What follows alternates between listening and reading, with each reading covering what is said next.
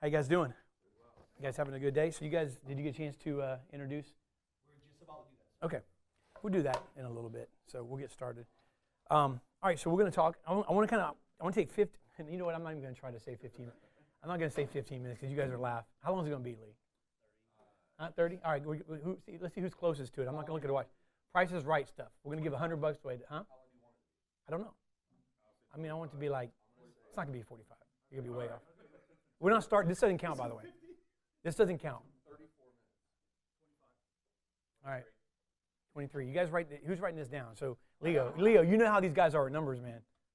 Oh, I know exactly how they are. Okay. $100 to the person is closest. Huh? Oh, what do you say? Billy said 30. Well, Leon, you can't play. You can't. You can't win. So you could do it. All right. Well, that's true because he won't win. But I understand what you're. All right. So who's writing this down? Leo, you got it. 31 minutes. Billy said. Anybody, real quick? Who's playing? Jose. What do you think, Jose? You've never been here, but you can win $100. Okay. He's gonna wait to the end. He's gonna 37. When I say this is starting, yeah. Mike, are we live? Okay, we're live. So hurry up, guys, real quick. 38. 38 minutes. We got 40. Teresa. 40 minutes. Art. Can I hear it? Can I hear it? I said 42. 42. Okay, you said 43. You just downed it, but it's okay. 43. 42. 42. Lee said 42. Is anyone else in? 25. Okay, Art. Hey, we haven't started yet. He can't change it? Leon, you said he could change? Okay. All right, so real quick, guys, we're going to get 10 more seconds. Shout your things in. Cribs? 2 hours and 20 minutes. Okay. That's accurate. 28 minutes. Chair. 23. All right, we got 22 minutes. Jose. All right, everyone's in? Jose said what? 22. All right, here we go. So now it starts. Byron didn't yell it out, man. 907. Byron's got. Byron's going to burn his money. He's got so much of it. All right. All right, guys, let's start off. Let's go. We're going to do 2020 action plan, right? 10 ways to get serious about your success. So, look, and I want to hurry because I don't want to, on purpose, like, to drag this out, but and also we have a training. The reason I want to make this really kind of impactful but quick this morning is because we got a lot of training this morning with IPD side. And, but, I'm not really big on New Year's resolutions. Some of you guys know that. And they're not big on calling them that. And here's why. How many times have you said or I said, right, I'm going to eat better this year, I'm going to go to the gym, I'm going to start working out, and what happens, Jeffrey? Days? Or maybe somebody lasts a month. But basically, the zealousness or the passion we have in the beginning doesn't last, right? So I like the concept, and I get it, and I'm going to talk about, right, new this morning. So I believe in the concept of it, but the problem is I don't believe in not putting action behind our goals and not ahead of time planning, because in my experience is if I don't do that, I'm not going to do it. I'm not going to make it, right? I'm going to fail. And I've done that over the course of my life until I got serious about it. So I'm going to give you guys 10 ways to get serious about your success. So here's the deal, right? This year, I want to get serious about my performance. I want to increase the quality of my decisions. I want to increase the quality of my ideas and anything else that directly affects my success. I'm going to say that again. I want to get serious about my performance. And I want to get serious about my decisions, my ideas, and anything else that directly affects my success. Ready? So I'm going to give you guys 10 of them, and I'm going to go through them pretty quick. And number one is get real. Get real. All right, improving your life and your future, guys, begins with understanding what really matters. Does your life reflect the person you want to be? Are you truly living out your purpose?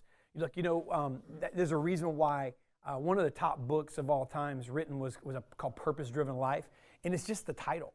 It's one of the things that's Googled the most. People have other words for it, right? Think of some other words that people use for purpose. We use it here, right? We say I wrote a devotion called Motivated. We're writing a book right now on it. So it is a word. What else? Your why. I heard someone say your reason. Right, is anybody else, any other buzzwords for purpose? Those are 4 that you hear: purpose, why, it, reason, right?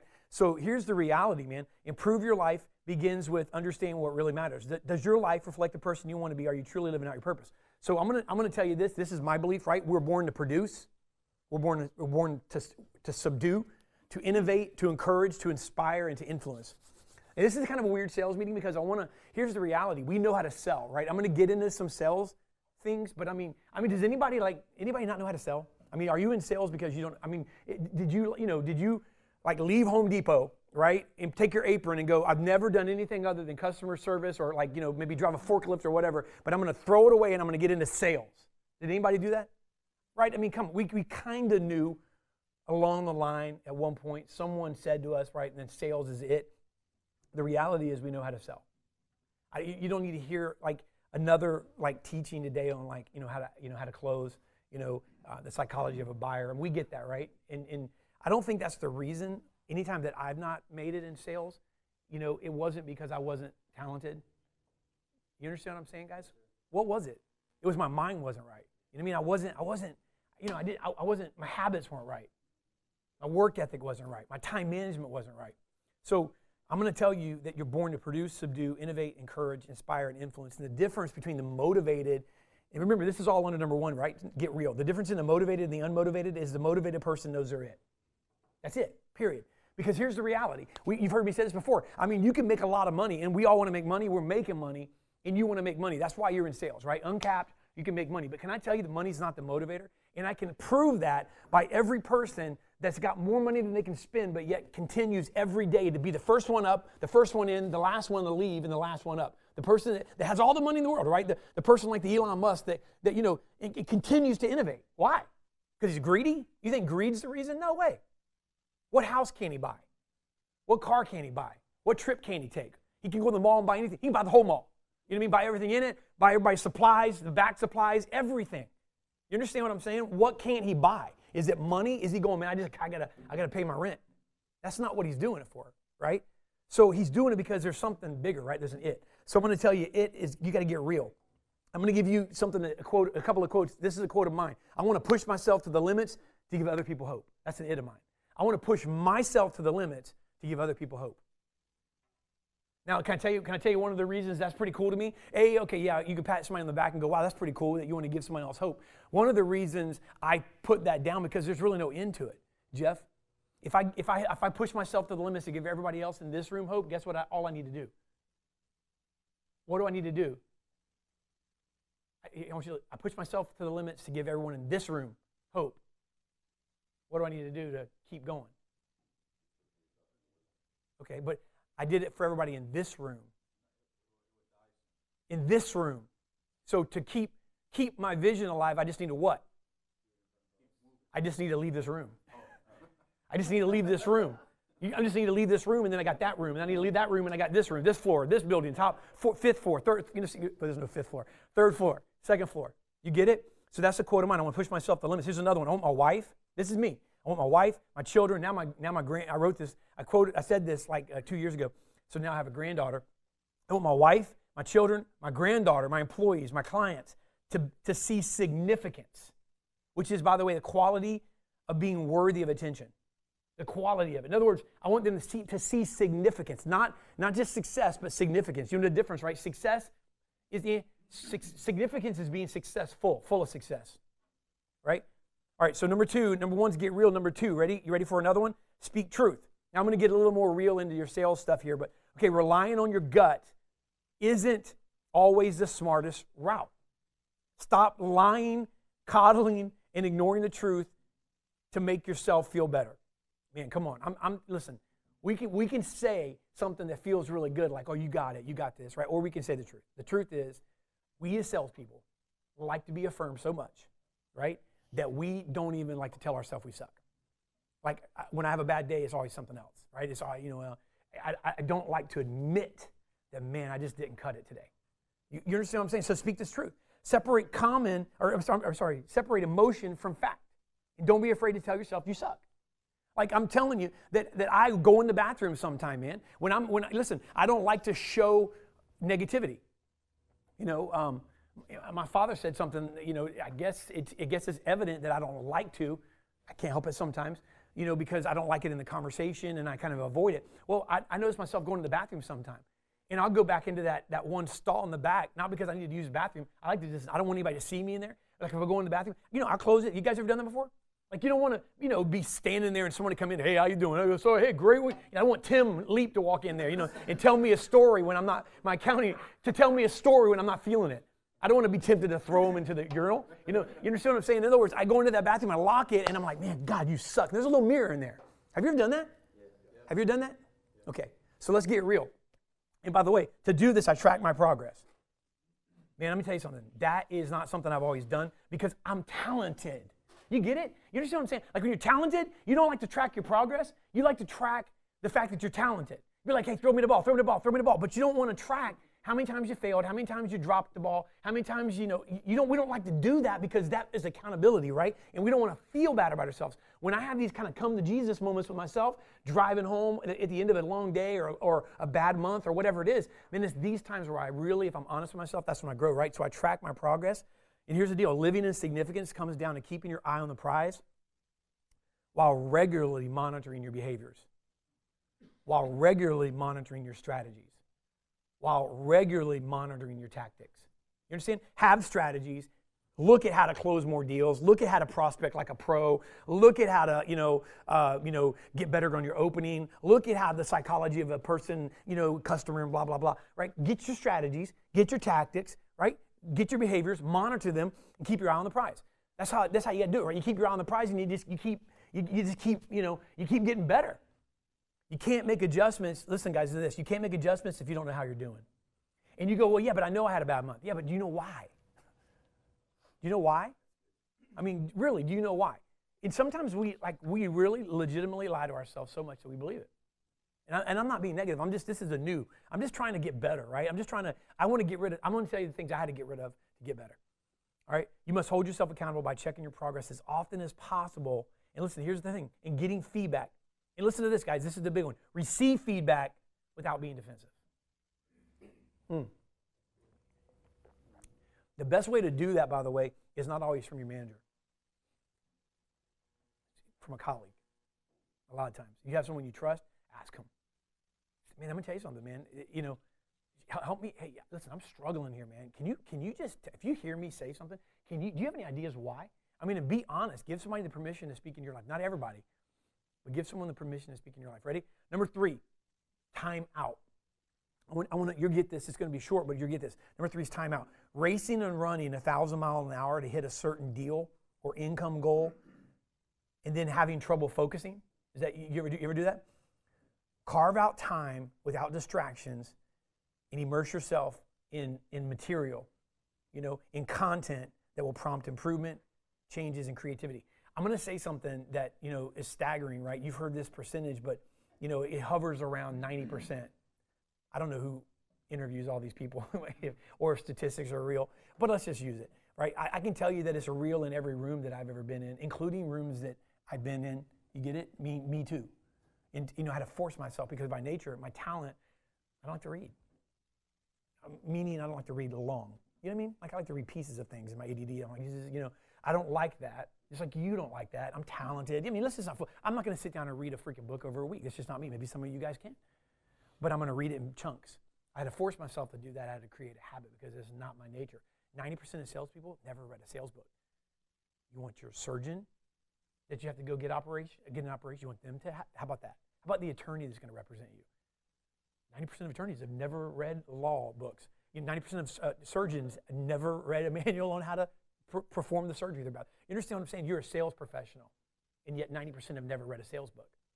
So when you're having problems, instead of running 1,000 miles an hour, slow down and figure out why. Right? Time out. Number 4, keep it short. Like I'm trying to do with this meeting. Life is difficult, right? That never changes. Instead of wallowing in self-pity, let's give ourselves 24 hours to feel bad, all right? Or the night, the day, and let's charge ahead with a new plan of action. You get that? Keep it short. Like if you have a bad day, man, don't make it a bad week. You know every rut you've ever gotten into started out as a slump, and every slump you ever got into started out as a bad week. Every bad week started out as a bad day. It's how you carry. I mean, listen, we won't carry. And here's what's crazy about salespeople. Like we get fired up when we close a deal. We just made $3,000. You know what we do? We take our foot off the gas and relax.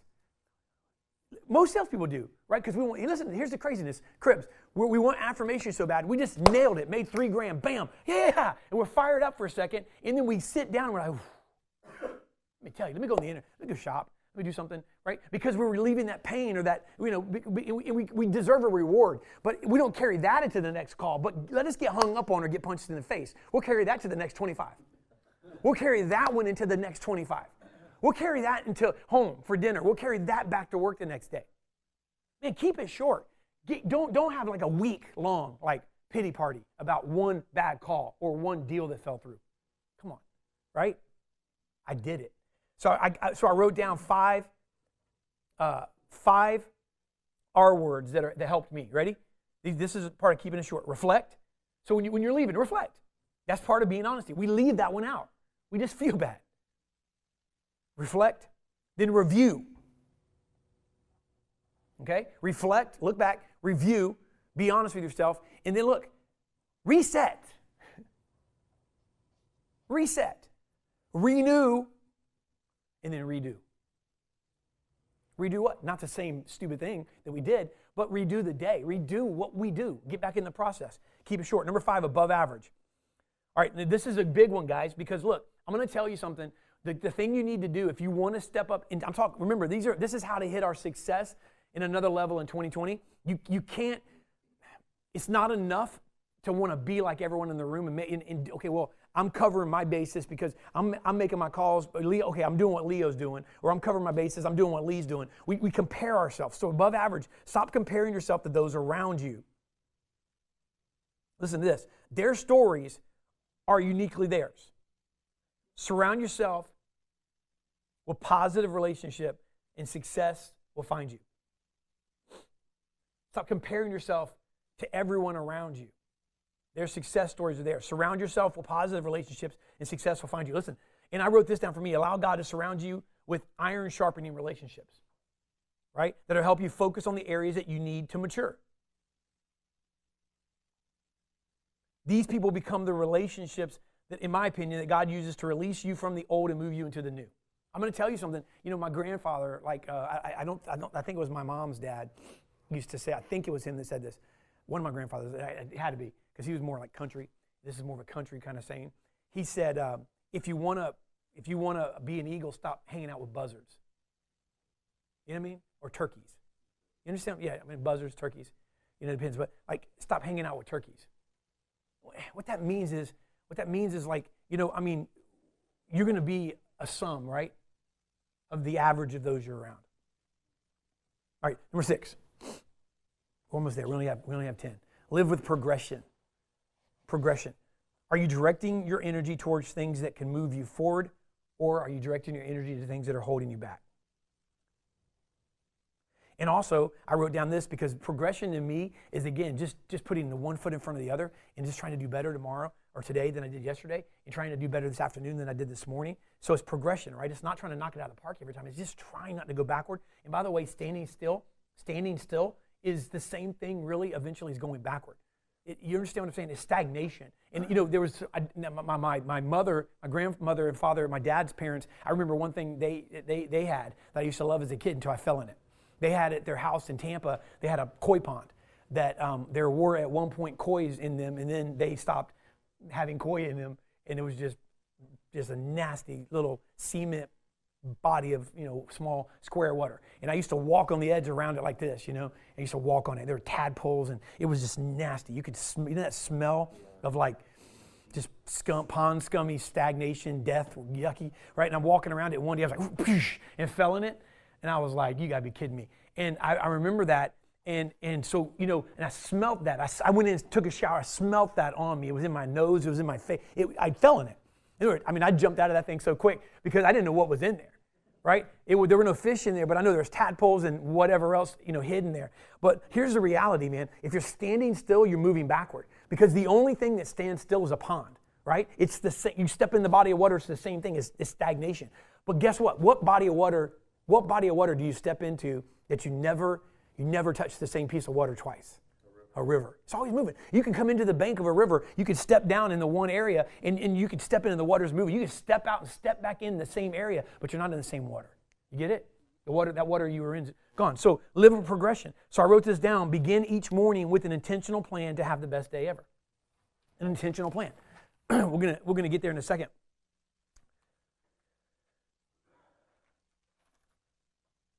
I'll get to it in a minute. In number 8, that was number 6. In number 8, I'm gonna get to that. But number 7, use it wisely. So this is we hear about time. We only have a limited amount of energy every day. We always talk about time, but we talk about energy, right? We only have a limited amount of energy every day. Every moment of your day is an opportunity to be better than the moment before. So use it wisely, right? I mean, like, here's the reality. You ever hit the wall around 4? You ever hit the wall around? Listen. You only have X amount of energy. So here's the deal. What if you squandered away your morning when all your energy was there? What if you didn't make adjustments from the day before, or the day before that, or the day before that? Now you're 3 days in, and your energy's there, right? But you're not applying it, and then all of a sudden you hit that wall, and you're trying to make a day or a week out of a time when you're not on your A game.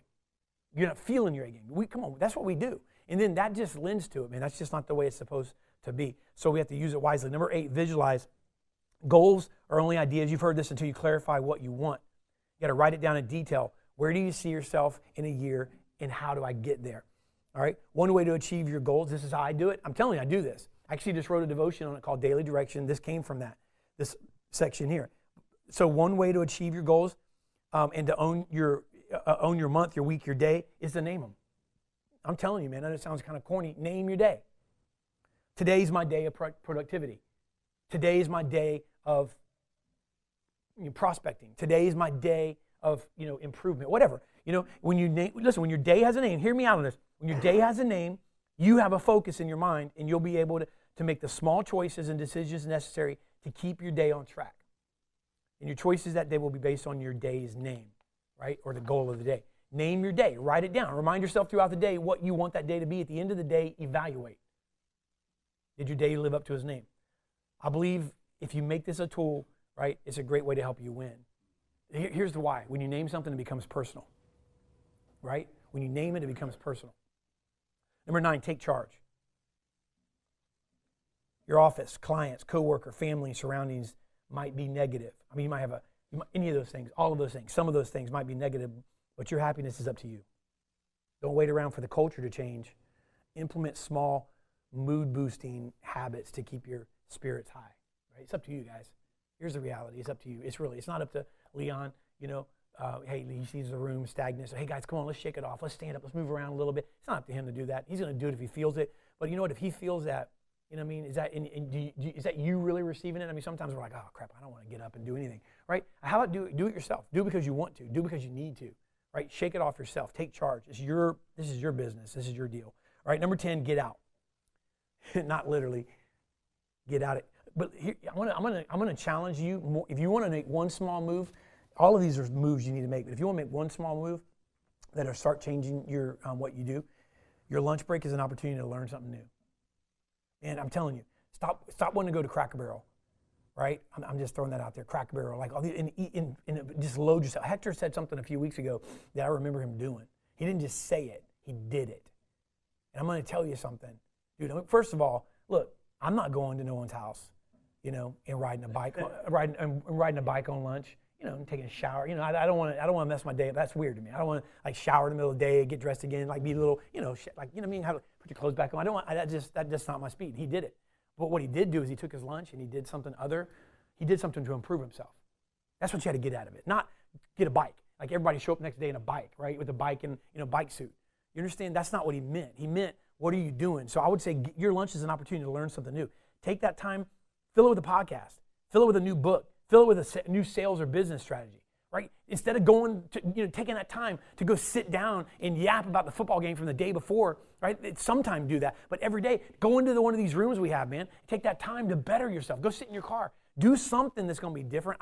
Trust me, if you do that, it'll make a difference. Whatever that is. And if you want to ride a bike, ride a bike. Got a gym over there. You guys all have memberships too for free for being here, and and there's a shower in there. I've only looked at it. I'm not walking in there. Yeah, through my routine. I already do this kind of stuff though. But during lunch, I do this. I just do it my own way. And I have multiple things. I'll walk away. I'll do things. I break away, and I'll eat, and then I'll go do something. And I got my own little habits. All right. So listen, I wrote this down. Diligence is critical for your next level. Maybe you're stuck. Listen, diligence I looked up some synonyms for maybe your intensity level is flawed. Maybe you're repeating mediocre cycles due to a lack of vigor. That's a synonym of diligence. Due to a lack of alertness. That's a synonym of diligence. Diligence is critical for your next level.